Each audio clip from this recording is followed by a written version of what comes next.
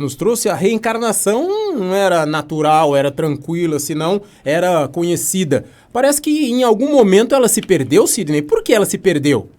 A reencarnação está exposta no Evangelho.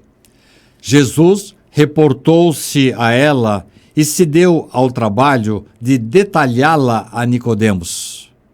Os discípulos admitiam-na e era aceita por vários segmentos do cristianismo.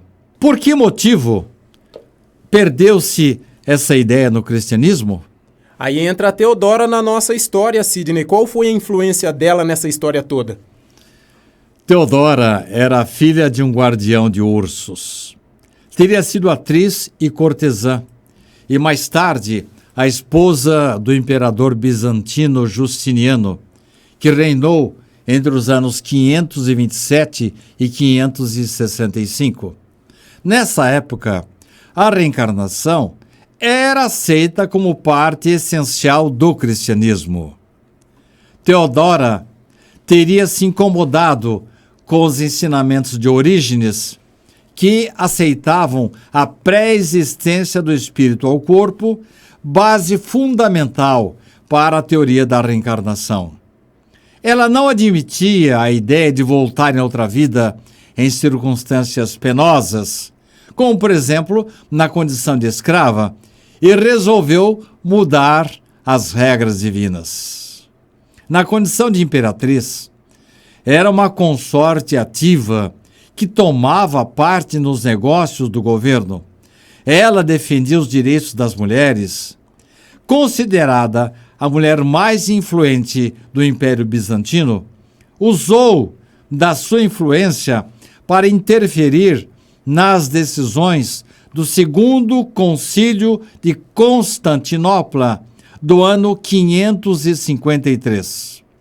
Suas contas com a divindade seriam acertadas com a purificação através da extrema unção, isto é, no finalzinho da vida dela, viria um padre, um sacerdote, ela confessaria seus pecados, pronto, limpava toda a sua responsabilidade. Passava um pano.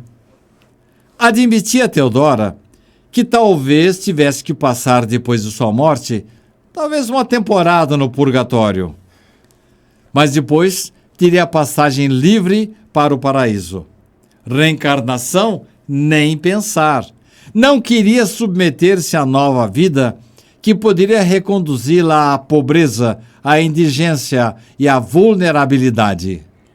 Lê do engano da Teodora, né, Sidney? Mas e aí, ela foi a única responsável de toda essa situação? Claro que não. Além da Teodora, podemos dizer que havia duas correntes. Uma a favor, outra contrária à ideia da reencarnação na primitiva igreja.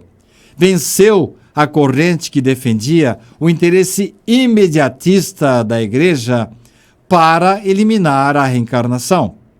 A igreja, atrelada ao carro do poder temporal, assimilou bem a ideia de um céu ou inferno imediatos, eternos, que lhe dava maior poder sobre os fiéis. A salvação deixava de ser esforço individual e passava a ser mérito da igreja. Segundo Richard Simonetti, na história de Teodora, teríamos o que ele chamava de autêntica fofoca histórica. Dizia Simonetti que não há documentos que comprovem essa versão. Improvável que algo tão sério tenha ocorrido por simples influência de uma mulher pretensiosa. Simonetti acreditava que teria existido uma espécie de fatalidade histórica. O conceito reencarnacionista era muito avançado para a mentalidade medieval, o que não é de admirar. Os teólogos não conseguiam sequer admitir a ideia de que a Terra se movimenta e não é o centro do universo.